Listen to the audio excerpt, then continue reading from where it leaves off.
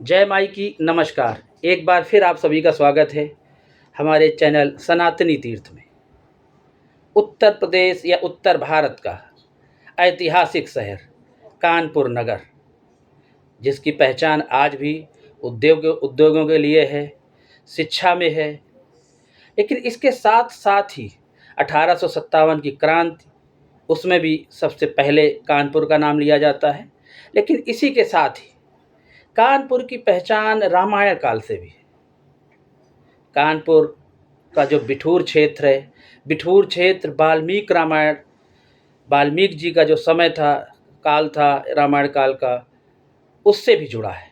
यहाँ का लव कुश आश्रम, वाल्मीकि आश्रम, इसके अतिरिक्त गंगा किनारे ढेरों मंदिर हैं, जिसके लिए दूर दराज से लोग तीर्थ या दर्शन के लिए, गंगा स्नान करने के लिए यहाँ आते हैं।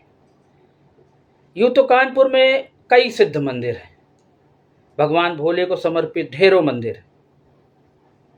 लेकिन आज एक ऐसे मंदिर की बात जिसके बारे में ढेर सारी किंवदंतियाँ हैं, मान्यताएं हैं, कहावतें हैं। लेकिन कुछ तो ऐसा रहस्य है जिससे ये मंदिर पूरे उत्तर भारत में फेमस है। और यहाँ आसपास के ज़िलों से हर दिन लोग पहले गंगा जी में स्नान करते हैं, फिर इन महादेव के इस मंदिर में भगवान शिव के दर्शन करते हैं।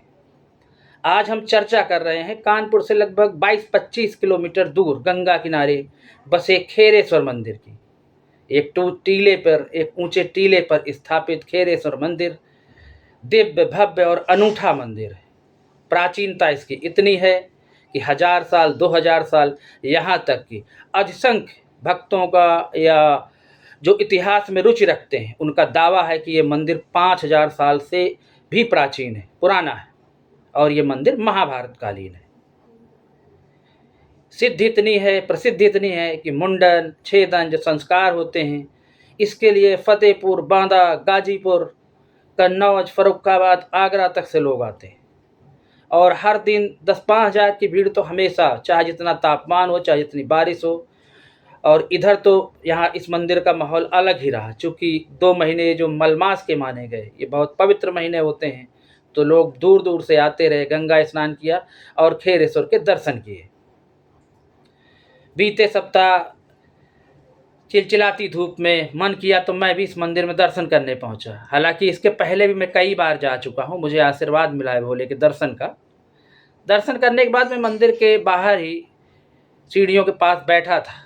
वहाँ एक कोई दूर का परिवार आया था जो दर्शन करने, गंगा स्नान और दर्शन के बाद वहाँ कुछ खा पी रहा था, जलपान कर रहा था। मैंने सुना कि वो परिवार कह रहा है कि इस दिव्य दरबार में, भगवान शिव के शिवालय में, या महादेव या खेरेश्वर बाबा का जो मंदिर है, ये भूतों के कब्जे में है। उनकी चर्चा में मैंने दिलचस्पी ली। कुछ कहा तो नहीं, लेकिन उनकी बातें ध्यान से सुनता रहा। उनकी बातों का विषय था भूत और भगवान महादेव, खेरेश्वर। उनका ऐसा आपसी जो संवाद हो रहा था, उसमें ये बात निकल के आ रही थी कि लोग बताते हैं कि इस मंदिर में रात में भूतों का कब्जा हो जाता है और भूत ही भगवान शिव का रात में अभिषेक भी करते हैं, पूजन भी करते हैं, इसलिए रात में कोई आता नहीं, पुजारी जी भी नहीं ठहरते। काफ़ी देर सुनता रहा, फिर धीरे से मैंने कुरेदा। वो परिवार फर्रुखाबाद से आया था। फर्रुखाबाद कानपुर के पास का ही जिला है। उन्होंने बताया कि हमारी कई पीढ़ियों से लोग यहाँ आते हैं और हम लोगों की बहुत आस्था जुड़ी इस मंदिर से। लेकिन जैसा कि मेरा पेशा है पत्रकारिता, तो भक्ति भाव से गया था, दर्शन किए थे, लेकिन बात भूतों की चली तो मन में आया कि ऐसा क्या है कि इस मंदिर में रात में भूतों का कब्जा हो जाता है। ये तो दिगंबर हैं भगवान शंकर, इनके तो गण ही भूत हैं, तो मंदिर में कब्जा क्यों? बात चुभी तो मैंने पड़ताल के लिए पुनः मैं भगवान के दर्शन, महादेव के दर्शन करने मंदिर गया। इधर उधर घूमता रहा। भीड़ बहुत ज़्यादा नहीं थी, चूँकि दोपहर का वक्त था, दोपहर लगभग छट रही थी, लेकिन टेम्परेचर की वजह से टुकड़े टुकड़े में लोग आ रहे थे। मंदिर टहलता रहा। टहलने के बाद मैंने 1-2 लोग जो मुझे ऐसे लगे जो स्थानीय हैं, मैंने उनसे जिक्र किया, पूछा कि इस मंदिर का भूतों से क्या संबंध है। तो कुछ लोगों ने कहा ऐसा तो नहीं है, फिर एक दो लोगों ने कहा नहीं, भूतों से नहीं है, यहाँ कुछ दूसरी बात है। काफ़ी अनुनय विनय के बाद एक बुजुर्ग ने, जो स्थानीय थे, मैंने पास के ही गांव के थे, उन बुजुर्ग ने मुझे बताया कि इस मंदिर में रात शाम को जब शयन आरती हो जाती है भोले भगवान महादेव खेरेश्वर की, उसके बाद ताला जड़ दिया जाता है। और ताला लगने के बाद जैसे ही रात का अगला पहर माने 12 बजे के बाद अगले दिन की शुरुआत होती है, तो यहाँ हलचल होती है। और ये सिलसिला आज से नहीं, जमाने से चल रहा है, हजारों साल से। माने वक्त बदला, सेवादार पुजारी बदले, लेकिन ये सिलसिला नहीं बदला। इस मंदिर में रात को 12 बजे के बाद हलचल शुरू होती है, घंटियों की आवाज़ आती है, ऐसा लगता है कि कोई तो है। और जब सुबह भोर में अल सुबह मंदिर के पट खोले जाते हैं, तो भगवान शिव पर ताजे फूल, अक्षत आदि चढ़ा होता है। अब सवाल ये उठता है कि जब शयन आरती के बाद रात में भगवान खेरेश्वर के मंदिर में ताला लग गया, तो आखिर ये काम कौन कर जाता है? मेरी जिज्ञासा बढ़ती गई। एक दो लोगों से पूछने के बाद मैं पुजारी जी तक पहुंचा। प्रणाम करके थोड़ा डरते हुए या सहमे से मन से मैंने उन्हें भी धीरे से कुरेदा। उन्होंने बड़ी शालीनता से मुझे बताया कि नहीं, भूत जैसी यहाँ कोई कहानी नहीं है, ये लोगों के अपने अपने विचार, अपने अपने मत हैं, सच्चाई यहाँ की दूसरी है। उन्होंने जो घटना बताई, उस घटना ने इस बात पर मुहर लगा दी कि ये दिव्य दरबार ऐसा दरबार है जहाँ भगवान खेरेश्वर का अभिषेक 12 बजे रात के बाद, यानी पट खुलने से पहले ही कोई कर जाता है।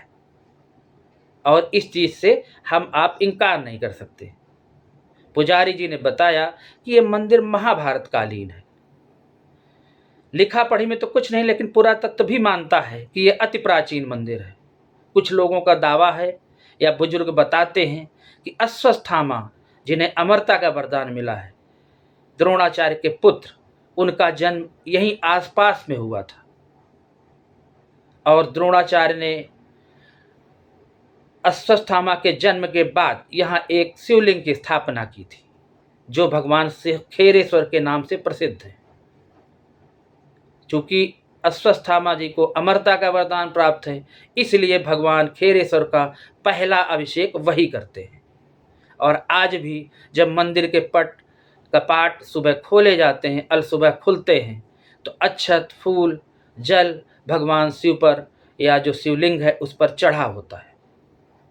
कई बार कुछ काम में या किसी उसमें कोई बाहर का व्यक्ति अगर मंदिर परिसर में रुका होता है, तो पुजारी जी ने कहा हम उसे पहले ही आगाह कर देते हैं कि किसी तरह की हलचल अगर होती है, तुम्हें सुनाई देती, समझ में आती है, तो कतई उस पर ध्यान मत दे। और हमारी तो ये आदत का हिस्सा बन चुका है। कई बार परछाई के रूप में हमें महसूस हुआ कि कुंडी लगाई जा रही है, कपाट बंद किए जा रहे हैं। अब कोई महाशय जो बहुत लंबे चौड़े हैं, बड़ी जटाएं हैं, सफ़ेद बाल हैं, बाहर निकल रहे हैं या कभी अंदर जा रहे हैं। यानी ये देश का ऐसा मंदिर है, जैसा कि कई मंदिरों के बारे में कहा जाता है, जैसे कि मैहर के बारे में कहा जाता है कि सुबह माँ, जो मैहर वाली माँ हैं, उनकी पूजा, शारदा माँ की पूजा आहला और ऊदल सुबह सबसे पहले कर जाते हैं, फिर मंदिर के कपाट खोलते हैं।